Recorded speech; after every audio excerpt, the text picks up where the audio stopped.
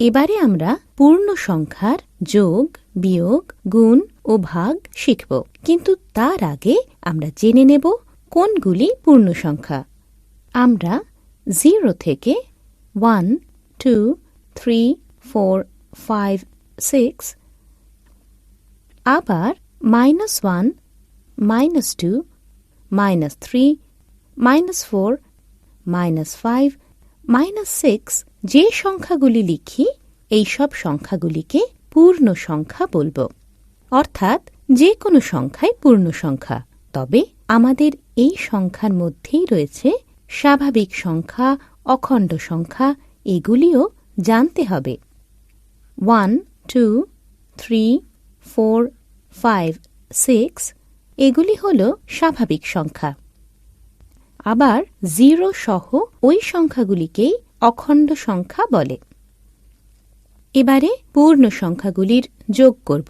আগেই জেনেছি পূর্ণ সংখ্যাগুলি, তাহলে যোগ করলে কত হয় চলো দেখি। +2 + +3 = +5। আরও একটা উদাহরণ নিয়ে দেখি। +3 + -2 = +1। তাহলে দুটো ভাবে যোগ শিখলাম। ওই একই সংখ্যা নিয়ে এবারে দুভাবে বিয়োগ করে দেখি। +3 - -2 = +5। -4 - -2 = -2।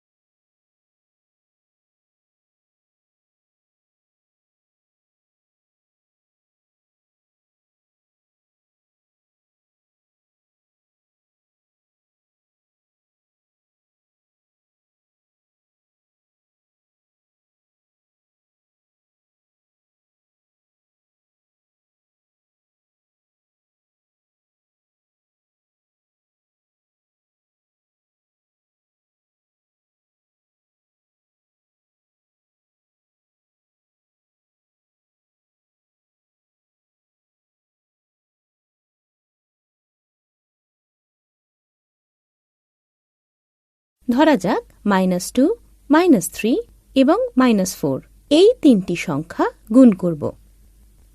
-2 × -4 × -3 = within bracket -2 × -4 × -3।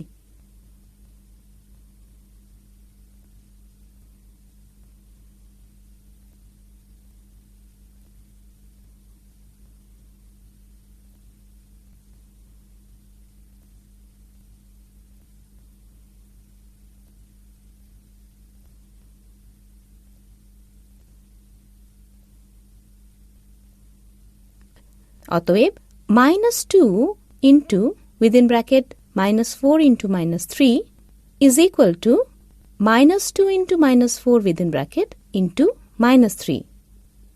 তাহলে দেখলাম a, b, c তিনটি পূর্ণ সংখ্যা হলে a, b, c = ab × c = a × bc। তাহলে আমরা দেখলাম জোড় সংখ্যক ঋণাত্মক পূর্ণ সংখ্যার গুণফলের চিহ্ন ধনাত্মক এবং বিজোড় সংখ্যক ঋণাত্মক পূর্ণ সংখ্যার গুণফলের চিহ্ন ঋণাত্মক হয়।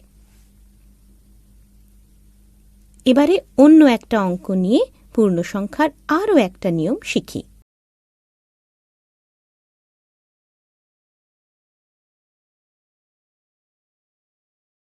15 into within bracket 19 plus 25 is equal to 15 into 44 is equal to 660. 15 into 19 plus 15 into 25 is equal to 285 plus 375 is equal to 660. অতএব 15 into 19 plus 25 is equal to 15 into 19 plus 15 into 25. তাহলে দেখা গেল a, b, c তিনটি যে কোনো পূর্ণ সংখ্যা হলে a into b plus c is equal to a into b plus a into c. অর্থাৎ পূর্ণ সংখ্যার গুণ বিচ্ছেদ নিয়মে চলে। এতক্ষণ আমরা উদাহরণের সাহায্যে ঋণাত্মক ও ধনাত্মক সংখ্যার ব্যবহার শিখলাম। এবারে আমরা বাস্তব বা অঙ্কে এর ব্যবহার শিখব।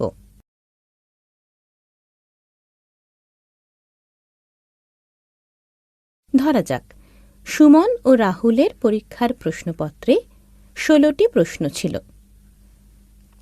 প্রতিটি প্রশ্নের ঠিক উত্তরের জন্য 8 নম্বর ও ভুল উত্তরের জন্য -4 নম্বর দেওয়া হবে। সুমন 10টি ঠিক ও 6টি ভুল উত্তর দিয়েছে। অন্যদিকে রাহুল 8টি ঠিক ও 8টি ভুল উত্তর দিয়েছে। তাহলে কে কত নম্বর পেয়েছে চলো হিসেব করে দেখা যাক। সুমন 10টি ঠিক উত্তরের জন্য পাবে 10 into 8 is equal to 80 নম্বর। 6টি ভুল উত্তরের জন্য পাবে 6 into -4 is equal to -24। অতএব সুমন মোট পাবে 80 plus -24 is equal to 80 minus 24 is equal to 56. Rahul 8টি ঠিক উত্তরের জন্য পাবে 8 into 8 is equal to 64. 8টি ভুল উত্তরের জন্য পাবে 8 into -4 is equal to -32. অতএব রাহুল মোট পাবে 64 plus -32 is equal to 64 minus 32 is equal to 32.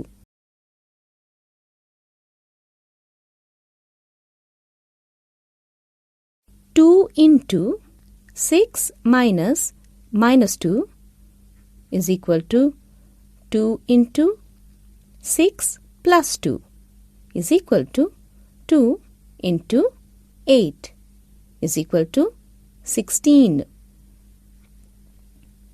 বা 2 into 6 minus 2 into -2 is equal to 12 minus -4 is equal to 12 plus 4 is equal to 16. অতএব 2 into 6 minus -2 is equal to 2 into 6 minus 2 into -2. তাহলে দেখা গেল a, b, c তিনটি পূর্ণ সংখ্যা হলে a into b minus c is equal to a into b minus a into c. এবার আরও কয়েকটি উদাহরণ নিয়ে পূর্ণ সংখ্যার আরও একটি নিয়ম চলো শিখি।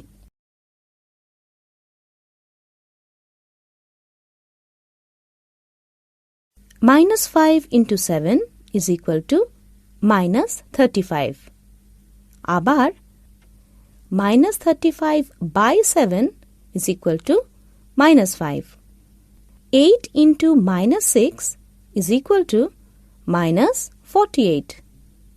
আবার -48 by -6 is equal to 8. -7 into -8 is equal to 56. আবার 56 by minus 7 is equal to minus 8.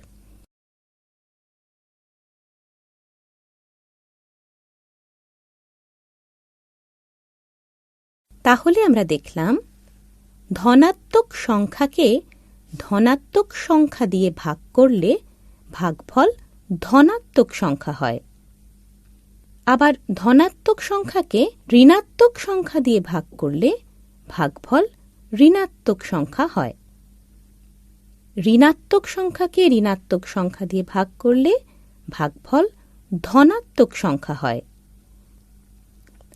ঋণাত্মক সংখ্যাকে ধনাত্মক সংখ্যা দিয়ে ভাগ করলে ভাগফল ঋণাত্মক সংখ্যা হয়।